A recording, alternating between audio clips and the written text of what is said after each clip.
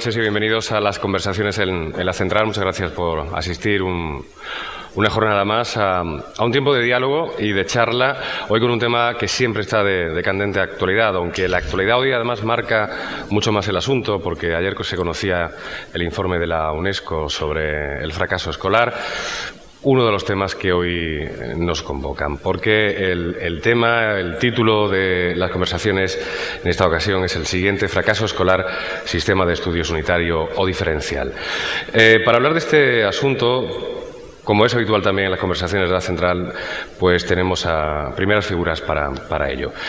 Nos acompaña Francisco López Rupérez, que es presidente del Consejo Escolar del Estado, es también doctor en Ciencias Físicas por la Universidad Complutense de Madrid y pertenece al cuerpo de catedráticos de enseñanza secundaria. Ha desempeñado, entre otros, los cargos de director general de Centros Educativos del Ministerio de Educación y Cultura, secretario general de Educación y Formación Profesional de dicho departamento entre los años 98 y 99, viceconsejero de Educación de la Comunidad de Madrid en el año 2000 y consejero de Educación en las delegaciones permanentes de España ante la OCDE, la UNESCO y el Consejo de Europa durante los años 2000 al 2004 y presidente del Consejo Escolar de la Comunidad de Madrid. Es autor de un buen número de libros y un centenar de publicaciones en revistas especializadas, españolas y extranjeras. Entre sus publicaciones en materia de políticas educativas cabe señalar los siguientes libros: La gestión de la calidad en la educación, La libertad de elección en la educación, Preparar el futuro, la educación ante los desafíos de la globalización y El legado de la LOCSE. Mariano Fernández Zenguita es catedrático de Sociología de la Universidad Complutense de Madrid, donde dirige la sección de Sociología de la Facultad de Educación. Hasta 2010 fue catedrático en la Universidad de Salamanca, donde creó el Grupo de Análisis Sociológicos y fue director del Departamento de Sociología y del Centro Cultural Hispano-Japonés. Creó en la USAL el portal de docencia universitaria Demos y, en convenio con el Ministerio de Educación y Ciencia, el de Innovación Educativa no universitaria Innova. Ha sido profesor o investigador invitado en las universidades de Stanford, Wisconsin, Madison, Berkeley, el London Institute of Education, la London School of Economics, Sofía, en Tokio, y conferenciante en decenas de otras. Ha sido asesor de la ANEP, la SISIT, el CES y el CIDE, entre otras instituciones. Dirigió el proyecto La evolución de la cultura profesional del docente entre los años 2008 y 2010. Es autor de una veintena de libros y más de un centenar de artículos. Entre sus libros resaltamos La profesión docente y la comunidad escolar, Es pública, la escuela pública, Educar en tiempos inciertos y El fracaso y el abandono escolar en España.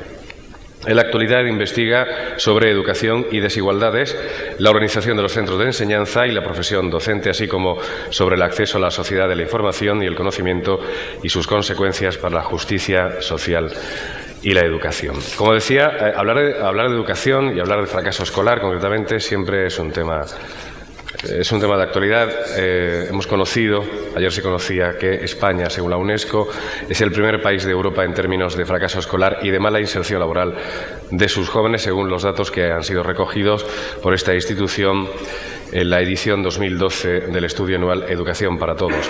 1 de cada 3 jóvenes españoles de entre 15 y 24 años dejó sus estudios antes de acabar la enseñanza secundaria, frente a la media europea, que habla de 1 de cada 5. De acuerdo con este estudio, que recoge el progreso de los objetivos educativos fijados en Dakar en 2010 y cuya fecha tope de cumplimiento es 2015. Para comenzar este diálogo hay dos cuestiones que a mí me gustaría plantearles a nuestros invitados. Por un lado es el término fracaso escolar, que es el primero que nos convoca. Después, si les parece, entraremos en intentar explicar a la audiencia que se entiende por sistema de estudios unitario o diferencial. Y digo porque es bueno hablar de fracaso escolar, porque camino de la biblioteca, bueno, pues se ha suscitado un poco también ese debate. ¿Es bueno hablar de fracaso o de abandono? También depende de la cultura y del país donde uno se encuentre. Francisco. Buenas noches, en primer lugar, y muchas gracias a la Biblioteca Central por esta invitación que permite volver a Córdoba, que siempre es un placer por el respeto que uno tiene a esta ciudad milenaria.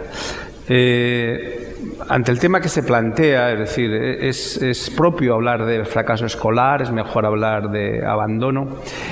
Justamente veníamos comentando, Mariano y yo, y coincidíamos en ello, que realmente el término de fracaso escolar es un término en la jerga educativa internacional obsoleto. Es decir, ya en el mundo internacional nadie habla de fracaso escolar. No hay un indicador internacional que se refiera al fracaso escolar, aunque hay un indicador nacional de donde deriva probablemente el uso periodístico de ese término. En sentido estricto, el fracaso escolar es el complementario respecto de 100 de la tasa de graduación en educación secundaria obligatoria. Es decir, que si, pongamos por caso, el 62% de nuestros jóvenes obtienen el título de graduado en educación secundaria obligatoria, pues entonces el fracaso escolar sería 38%. La orientación internacional va en la línea de, habida cuenta de la complejidad del fenómeno educativo, utilizar distintos indicadores de resultados para aproximarnos al grado de éxito escolar o al rendimiento de la escuela, digamos, en el plano macro, que corresponde a los sistemas educativos en su conjunto. El abandono educativo temprano es uno de esos indicadores internacionales que alude al rendimiento de los sistemas educativos. Y como saben ustedes probablemente, estadísticamente se define como el porcentaje de jóvenes entre 18 y 24 años que o no han acabado la educación secundaria obligatoria o, en el caso de haberlo hecho, no prosiguen estudios posteriores. Se mide a través de la encuesta de la población activa y es un indicador de resultados escolares consagrado por la Unión Europea en la estrategia, llamada Estrategia de Lisboa, ahora la continuación de la Estrategia de Lisboa, la Estrategia Europa 2020. Quiero decir, y eso es importante, y con esto terminaría el tema de la clarificación conceptual, quiero decir, y esto es importante, que en origen el abandono educativo temprano como indicador formaba parte de la colección de indicadores estructurales de la Unión Europea, de Eurostat, en el capítulo de indicadores de cohesión social. Es decir, prima facie, el abandono educativo temprano es un indicador de cohesión social, que concierne a lo educativo, pero que en sus orígenes tiene ese carácter. Es decir, una medida del grado de cohesión social de un país. Yo creo que con esto queda, en lo que concierne a lo conceptual, más o menos clara la distinción entre una cosa y otra, y la orientación internacional en lo que concierne al uso del término abandono educativo temprano, fracaso escolar. Sí, estoy de acuerdo. Bueno, empezaré por saludar, agradecer estar aquí, etcétera, pero no me extenderé ahí porque ya buenas noches, es de noche. Vamos a ver, técnicamente son dos cosas muy distintas. Fracaso es no lograr la titulación al final de la enseñanza obligatoria, en el caso español, y abandono es, como se ha dicho, abandonar el sistema, salir del sistema sin un título postobligatorio, y se considera prematuro porque se cree que ese es el mínimo de cualificación con el que se puede uno mover en el mercado de trabajo. Por debajo de eso, aunque se puede ir al mercado de trabajo, pero se va, digamos, bajo mínimos, literalmente, ¿no? Ahora, es verdad que si uno, yo lo he hecho cuando escribí el libro este sobre fracaso, uno busca cifras, sea de fracaso o de graduación en la enseñanza secundaria inferior, básica o como se quiera, en el equivalente a eso, no las encuentra. Por ejemplo, en los anuarios de la UNESCO no están, y en la base de datos de la UNESCO no están, y estamos hablando de la UNESCO. Antes comentábamos que el informe de la UNESCO no añade nada nuevo a lo que sabíamos sobre España, porque utiliza los mismos datos que OCDE, etcétera, pero quizá la novedad está en que la UNESCO hable de España. Estamos acostumbrados a que la UNESCO hablase de África, de América Latina, etcétera, y este año habla, y habla varias veces, haciendo una llamada de atención y de alarma, de España, ¿no? Pero la UNESCO da cifras de graduación en la obligatoria de países como España y unos cuantos del bloque soviético. La mayoría solo dan cifras de abandono temprano. Ahora, yo creo que subyacen dos ideas detrás del énfasis en un concepto u en otro.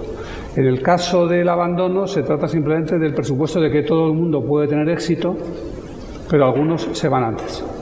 Es verdad que sabemos que el 100% nunca obtendrá el éxito en una fase avanzada de la educación, pero la idea básica es esa: todo el mundo puede tener éxito y algunos se van con más o menos edad sin haber cubierto esos objetivos. Mientras que en España yo creo que la idea de fracaso es deudora de aquello de que uno vale o no vale para estudiar, que era lo que se decía, o de aquella ordenación antigua del ingreso.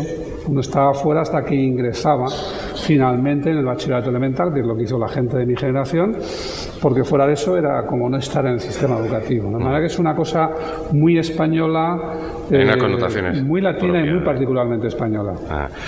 La pregunta que también se propone hoy es sistema de estudios unitario diferencial. No son términos habitualmente muy empleados o muy conocidos.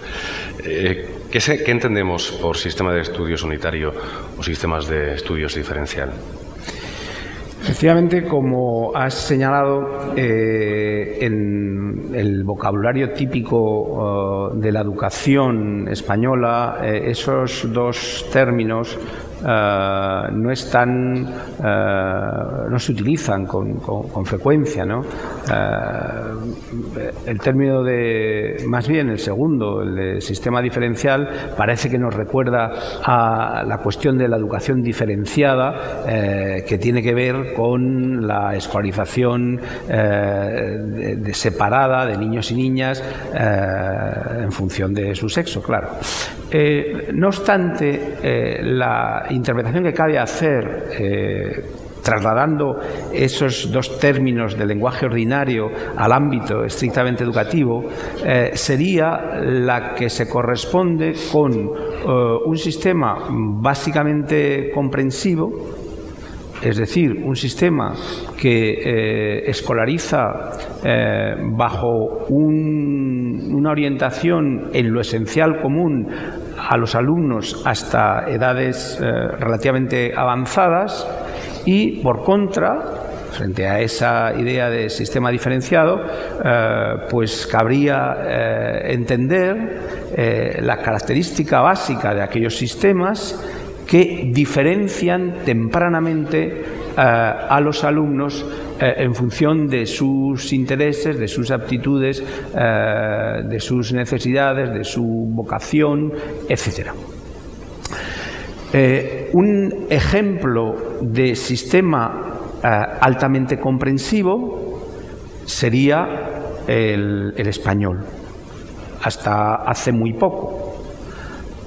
Cuando digo hace muy poco, estoy pensando en el hecho de que en el año 2011, en el último gobierno de Zapatero, se publicó la LES, la Ley de Economía Sostenible, y ya la Ley de Economía Sostenible suponía una cierta rectificación respecto del carácter fuertemente comprensivo del sistema educativo español.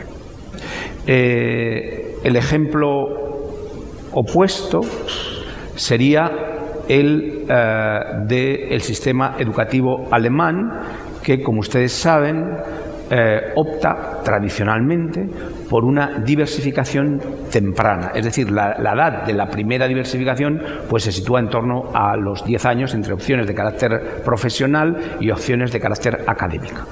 He de decirles que la edad media de la Unión Europea de la primera diversificación, la media, es de 13,7 años de edad. Es decir, en promedio, en la Unión Europea se produce la primera diversificación, la primera diferenciación, por utilizar el término del título de estos diálogos, la primera diferenciación se produce, como digo, en promedio a los 13,7 años de edad. Eso significa que en la Unión Europea 27 hay muchos países que, sin llegar a la opción extrema del modelo alemán, optan por una diferenciación más temprana a los 16 años. Realmente España, junto con los países nórdicos, pues yo creo que son los 4 únicos países, bueno, también Inglaterra, 5 países que diversifican a los 16 años, aun cuando el nuestro particularmente se ha caracterizado hasta el momento por una comprensividad más severa, ¿no?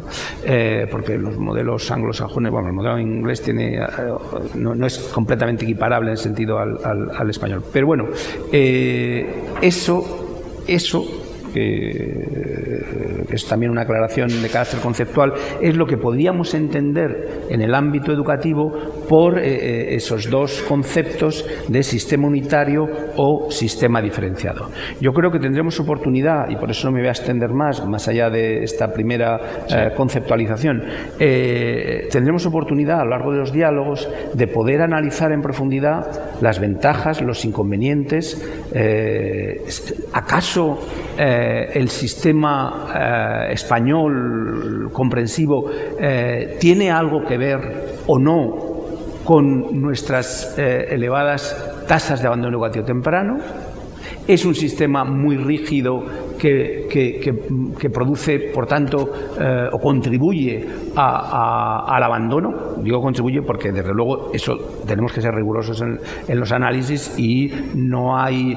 Los fenómenos educativos y los resultados de la educación es el producto de un conjunto de causas. Son fenómenos complejos, poliédricos, donde hay muchas causas. De manera que no se puede atribuir a un solo factor el resultado, sino hay que analizarlo en su complejidad. Pero bueno, cabe introducir el debate. La opinión de Mariano.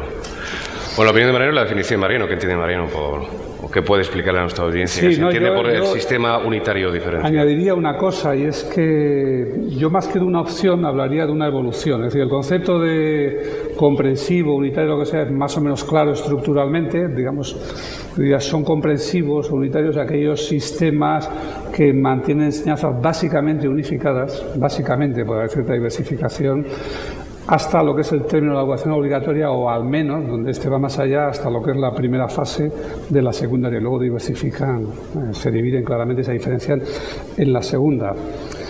Lo que pasa es que es verdad que desde el punto de vista de la política educativa del momento es una opción, pero históricamente es una evolución. Históricamente todos los sistemas eran diferenciados o segregados, o como quiera uno decirlo. Y todos los sistemas separaban a la gente entre los 10 y los 12 años, incluso entre los 9 y los 12 años. Y lo hacían así porque en realidad no eran un sistema dividido en cada país, sino a su vez 2 sistemas. De un lado estaba la escuela primaria, punto, que es donde iban las clases populares y el único sitio al que iban. Y así se dan curiosidades como que los que no pasan al Gymnasium en Alemania se dice que van a la Hauptschule, que literalmente es la escuela superior. ¿Superior de qué? Si es la rama, digamos, de menor valor educativo, ¿no? Pues digamos que era su final. Ellos terminaban ahí su escolarización. Era así en Francia, era así en Italia, era así en España, era así en todas partes, porque de otro lado estaban los gimnasia, los liceos, los institutos, los centros privados, que en muchos casos tenían, los liceos, por ejemplo, en Francia, tenían sus propias clases de reclutamiento, de manera que el niño de las clases populares entraba en la escuela primaria y de ahí a ninguna parte, aunque eso se fue prolongando y luego aparece la formación profesional, etcétera, y los niños del liceo iban a las clases preparatorias de los liceos. Entonces, hay 2 países que cambian eso muy pronto por distintos motivos. Uno es la Unión Soviética, por una ideología igualitaria, y otro es Estados Unidos, digamos, simplificando, por el problema de integrar a una inmigración muy variada. Y luego hay una evolución europea que empieza en los 60, principios de los 60, un precedente en los países escandinavos, luego Inglaterra, y luego se extiende a los mediterráneos, incluso Alemania. Porque incluso Alemania no todo el sistema es segregado, dual, etcétera, sino que las ciudades-estado y algunos estados tienen, funciona por Länder, tienen lo que llaman la Gesamtschule, ¿no? Que sería el equivalente comprensiva. Y para cerrar, yo sobre comprensiva, yo suelo escribirlo con 2 es y una h en medio, comprensivo, traducción literal del inglés, que se usa, no está en el diccionario, pero sí está aprendido por un motivo, y es que la idea de la escuela comprensiva no era únicamente vamos a juntarlos, sino vamos a juntarlos, o sea, no era únicamente la escuela unitaria, sino otro tipo de escuela unitaria. Comprensivo significa que comprende a distintos alumnos, pero también que comprende distintos tipos de educación. La idea era que se quería mantener a la gente más tiempo junta, pero con un tipo de educación con otro equilibrio, es decir, en la que los elementos académicos seguirían teniendo un papel, pero no tan exclusivo, etcétera, etcétera, y eso daría una mayor gama de oportunidades de éxito. Porque si no era así, era claro que con la Ley General de Educación ya teníamos el famoso 30% de fracaso. Teníamos llegó al 33% y luego descendió hasta el 24-25%. Ya teníamos eso, era obvio que si poníamos 2 años más de lo mismo íbamos a tener no eso, sino mucho más.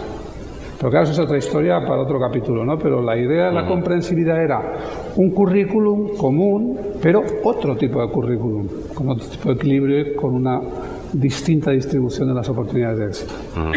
Bueno, que duda cabe que tener la visión además de un sociólogo en este caso es tremendamente interesante, porque habría que mirar también a la sociedad española, en este caso, que es la que nos ocupa, para hablar efectivamente de fracaso escolar o abandono escolar.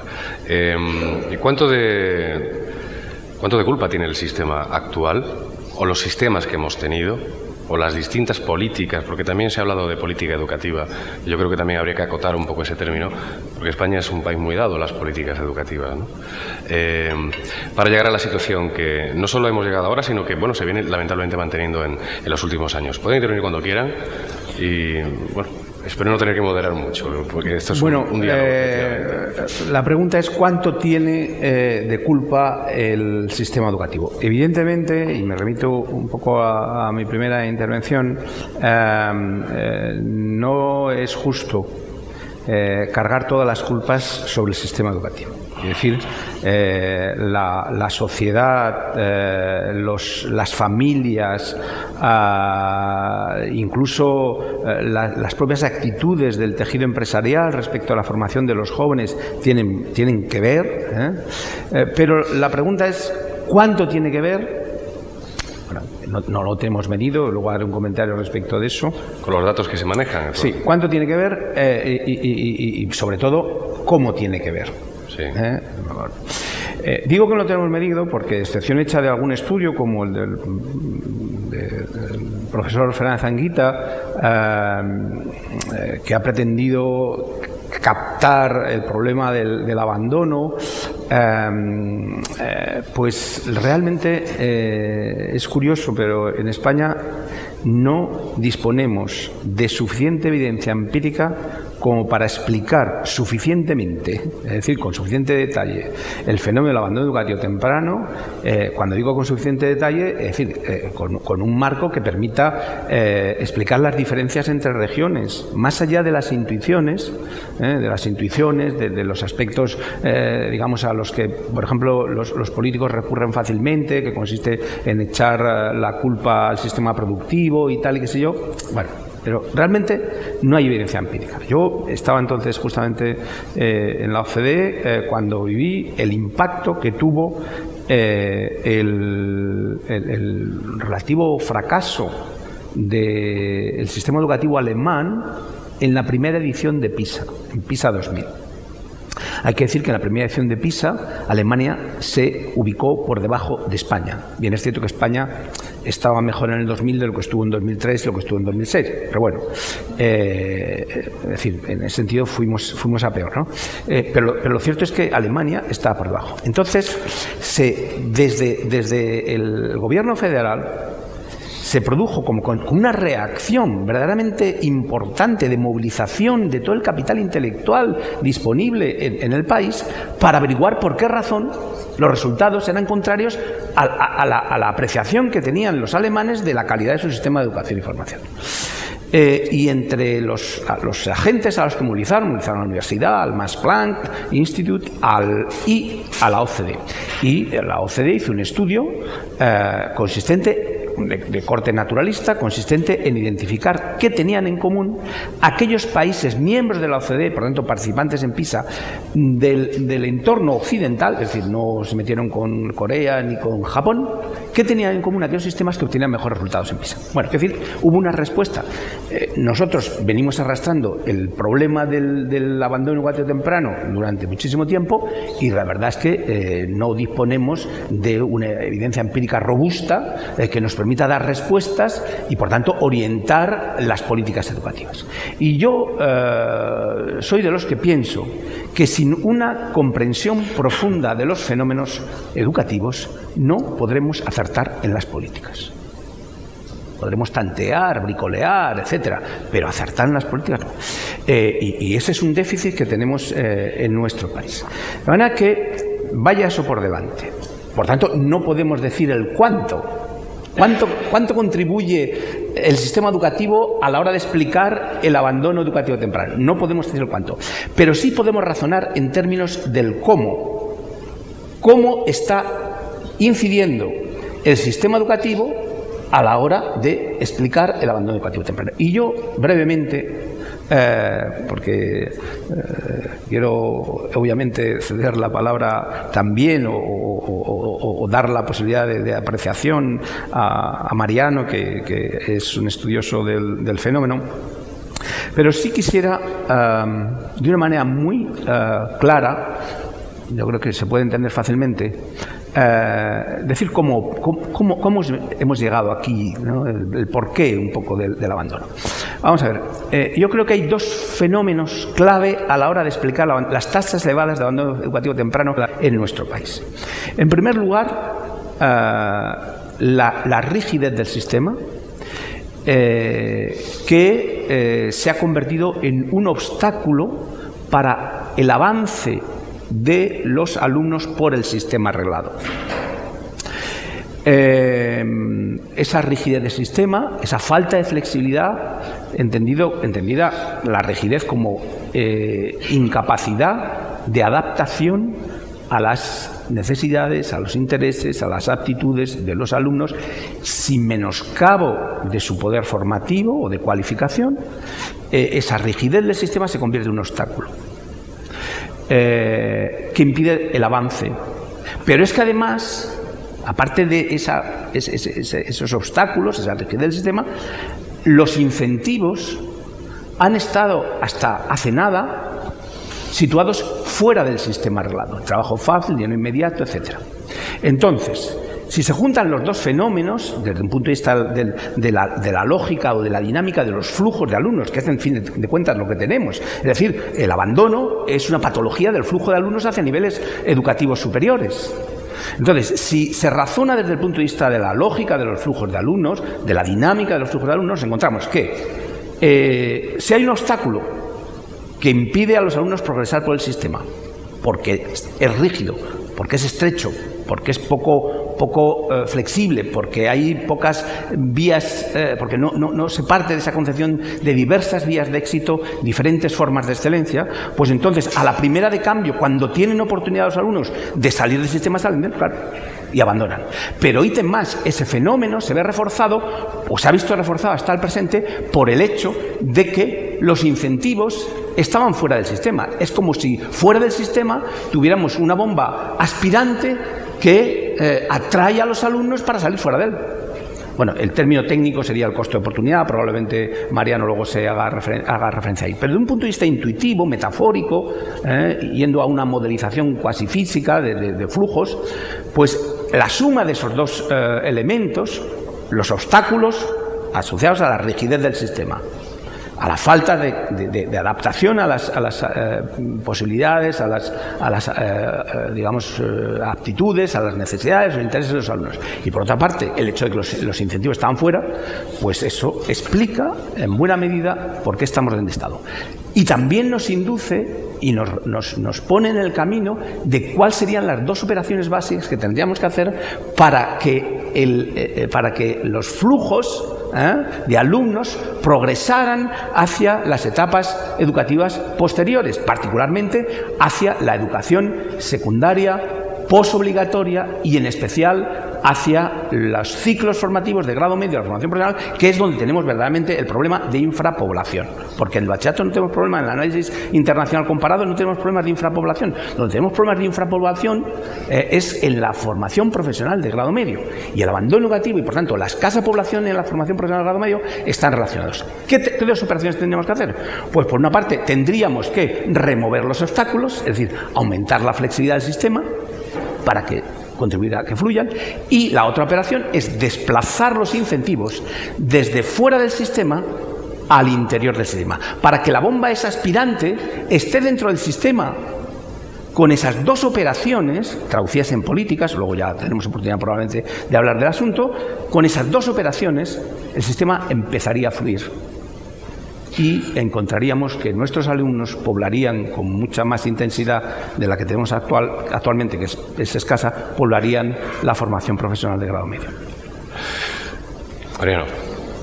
Yo empezaría por decir que tenemos más fracaso más abandono del que reconocemos, ¿no? Porque, a ver, hay dos maneras de medir el abandono. Una es la que está utilizándose ya ahora como moneda común, que es población entre 18 y 24 años que no ha terminado un ciclo postobligatorio, pero en ese cálculo están incluidos los que se fueron y volvieron, o sea, los que abandonaron el sistema prematuramente y luego han vuelto y obtienen ese título, y los que están estudiando y no lo van a obtener. Los que están en ese momento estudiando un ciclo de enseñanzas regladas y por el motivo que sea no lo van a terminar, ¿no? Hace 2 años, cuando sacamos el libro, los datos más fiables eran de otros 2 años antes, llegamos a calcular un 40%. Lo digo porque una cosa es quién se va antes de tiempo. Se refiere al fracaso y el abandono escolar en España, ¿no? Al libro El fracaso y el abandono escolar. Una cosa es quién se va antes de tiempo, el primer abandono, y otra cosa es volver o no volver, es verdad que está muy bien, pero no termina de tapar un abandono anterior, ¿no? Por lo tanto, el problema es grave. Pero ¿qué tiene que ver con la ordenación del sistema? Yo diría que hay un mecanismo perverso claro en el sistema de la LOCSE, imprevisto. Después de todo, pues los sociólogos vivimos de eso, ¿no? De los efectos imprevistos de la acción, de que las sociedades o los actores políticos quieren hacer una cosa y consiguen otra normalmente. Cuando se hizo la reforma educativa, se dijo, vamos a dignificar la formación profesional. ¿Cuál de ellas? La de la LOCSE. La última de ordenación, aquí se habla de 7 leyes, pero leyes no ha habido tantas. Ojo, ordenaciones, ha habido la Ley General de Educación, la LOCSE y lo que venga ahora. Las otras se referían a la gestión del sistema, las formas de participación. Ordenaciones ha habido 3. Después de la Ley Moyano ha habido 3, no más, ¿no? Ha habido 2 y viene la tercera. Lo que aquella ley hizo fue decir, vamos a dignificar la formación profesional a la que nadie quiere ir porque la ve como el basurero del sistema. Ya sabíamos esto de que nos faltaban técnicos intermedios. ¿Cómo lo hacemos? Exigiendo que para la formación profesional se precisen los mismos requisitos que para el bachillerato. Si no obtienes el graduado escolar, no entras en formación profesional. Claro, eso está muy bien si la inmensa mayor parte de la gente se gradúa. Si se convierte en excepcional, no graduarse. Pero si a continuación tienes una tasa de fracaso del 30%, como hemos llegado a tener, para 23, 24, entonces, claro, esa gente no abandona el sistema educativo. Esa gente está expulsada del sistema educativo, porque el sistema educativo no tenía absolutamente nada para ellos, absolutamente nada, cero. Y entonces hay un problema que no voy a entrar ahora, porque podemos entrar luego, que es ¿por qué esa elevada tasa de fracaso? Porque esa gente que no supera la enseñanza común, ¿no? El problema de la ordenación LOCSE es que no prevé una vía para toda esta gente. Las últimas reformas, en la ley de sostenibilidad y antes, trataron de ampliar las vías de retorno al sistema, ¿no? Pero claro, las pasarelas son pasarelas, no son puentes y no solucionan los grandes problemas. Entonces aquí queda el problema de por qué tanto fracaso, ¿no? Y la otra parte es que es verdad lo que tú dices, pero también yo añadiría es la mitad de la verdad. Es verdad que el empleo fácil en la construcción, en la hostelería, etcétera, y bueno, aquí hay trabajo para todos. Trabajo que promete poco porque al cabo de los 10 años ya no es un trabajo, ya viene y lo ocupa otra gente que está en las circunstancias en que tú entraste y te expulsan, etcétera. Pero era atractivo para los jóvenes, irse por 1.000 euros o algo parecido a trabajar era muy atractivo. Pero esto podríamos verlo también como un fenómeno migratorio. El alumno emigra de la escuela al trabajo. Y en el análisis de las migraciones se suele decir que hay que mirar el push y el pull. O sea, ¿qué te trae a España y qué te expulsa de África? O ahora, ¿qué te atrae a Alemania y qué te expulsa de España, ¿no? Entonces, el pull, el tirón, está claro. Es el salario, el trabajo fácil. Pero el push es que no hay quien lo aguante. Es que esa gente está decidida a marcharse lo antes posible de la escuela. Es que tenemos una escuela que cada vez está más desconectada de la gente. No es tan especial, creo que es un problema general, no particularmente español, tiene sus peculiaridades españolas, pero yo creo que es el problema de una institución en gran medida del siglo XIX y primera mitad del XX en un mundo que está siendo muy distinto y que no les atrae. Entonces no les gusta porque podrían haber dicho, qué bien, bueno, sí, vale, me llaman a trabajar por 1.000 euros, pero prefiero esperar y trabajar por 1.500 o por 2.000 porque además me gusta lo que estoy haciendo. Pero muy poca gente decía eso. Muy poca gente pensaba eso. Entonces hay que explicar el fracaso y hay que explicar el rechazo de la institución escolar en mucha gente. Que no son solo, que ya no es solamente el rechazo de los alumnos que lo tenían difícil porque eran de zonas rurales, de clases populares, de familias tal o cual, sino muchas veces un rechazo de clase media, de gente que le gusta la cultura pero no le gusta la escuela. Pues un tema interesante ¿no? No sé si está de acuerdo con esa desafección que... Quisiera matizar, efectivamente, bueno, claro, las aproximaciones que hacemos son siempre parciales, ¿no? Probablemente si fuésemos capaces de hacer más efectiva la escuela en las etapas anteriores, si acertáramos con los mecanismos de compensación educativa en las etapas tempranas, no solo a través de la escolarización, sino de una escolarización eficaz y compensatoria cuando tenga que serlo, pero tempranamente, luego después eso se traduciría en menores tasas de abandono educativo. Pero quiero, en fin, abundar en una idea que ha suscitado Mariano, porque tiene razón. Y lo que pasa es que no invalida el argumento que antes he empleado de desplazar los incentivos al interior del sistema reglado o generar incentivos desde dentro del sistema reglado. Me explico.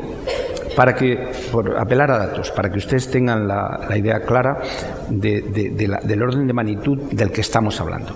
Miren, en el momento del boom económico español, punto álgido, digamos, a partir del cual explota después la burbuja, 2006.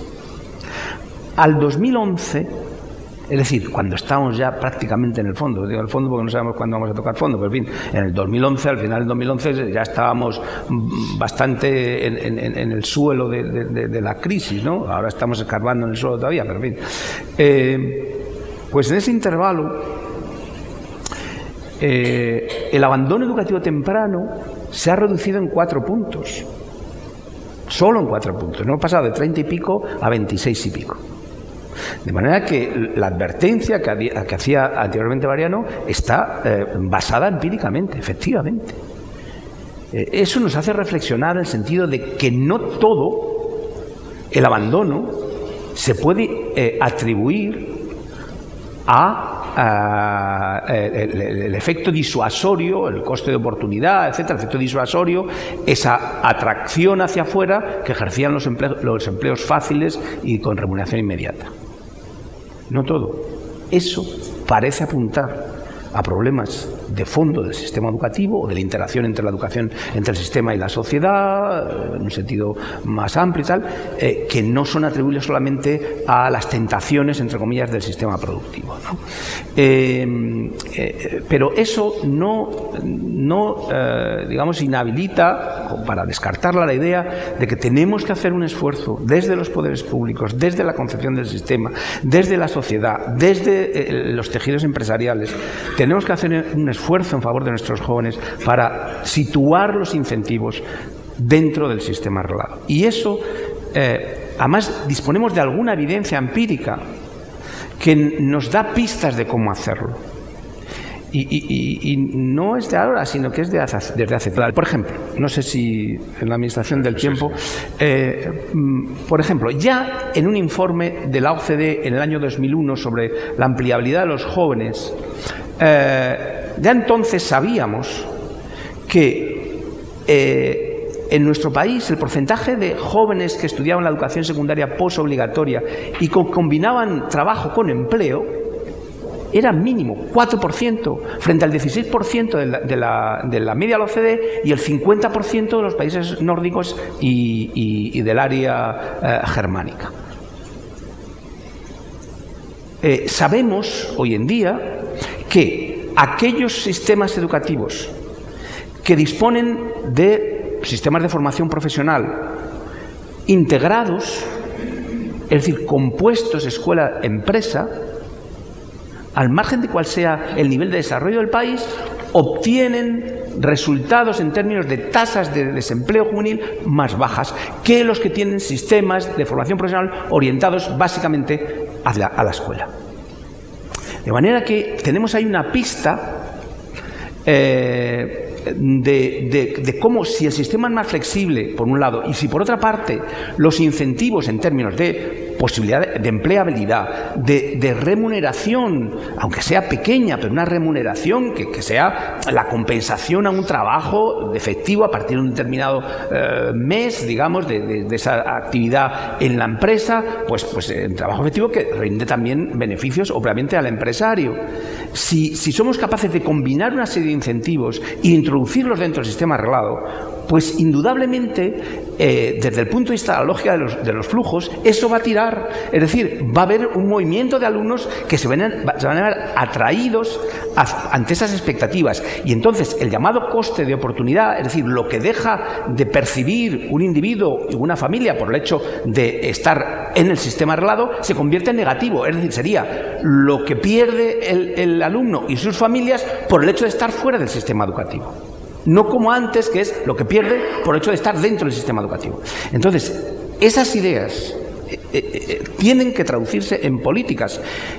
Ahí está el asunto de la formación dual, bueno, nos inspiramos, descubrimos el modelo alemán. Hay muchísimas maneras de interpretar, de declinar, digamos, ese mismo principio de una enseñanza de formación profesional compuesta escuela-empresa. Muchas maneras, en alternancia, en continuidad, etcétera. Pero lo importante es que los chicos tengan la oportunidad de vivir directamente la experiencia del trabajo durante un tiempo suficientemente dilatado y con compensaciones, con estímulos y con compensaciones. Si eso se produce de una manera suficientemente amplia, sin pretender ir a la idealidad del sistema alemán, que está súper, digamos, ya ensayado en ese país, y ahora transponerlo aquí, pues se costará lo suyo. Pero tenemos otras maneras de hacer evolucionar en nuestro sistema de formación de FCT, de formación en centro de trabajo, que es exiguo, pero es un embrión. Pero eso lo que hay que hacer es extenderlo, actualizarlo, generalizarlo, pero con mayor potencial, seguramente a través de los estímulos, y por tanto ese efecto tractor, ese efecto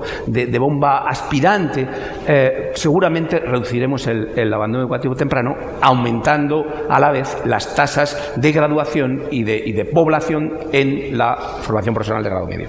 Sí, Mariano. Yo creo que hay que diversificar seriamente el sistema escolar. Lo que pasa es que el sistema escolar tiene etapas distintas y se puede diversificar y diversificar. Entonces, para mí hay una divisoria que está entre la enseñanza obligatoria y la postobligatoria. Si la obligatoria llegase a los 18 años ya no sería esa la raya, ¿no? Pero hoy la tenemos en los 16, que es también el límite para empezar a trabajar. Entonces yo creo que en la enseñanza postobligatoria, por ejemplo, a mí yo firmaría con las dos manos, si me tocara a mí hacerlo, que se pagara más a los profesores de formación profesional, más que a los de bachillerato.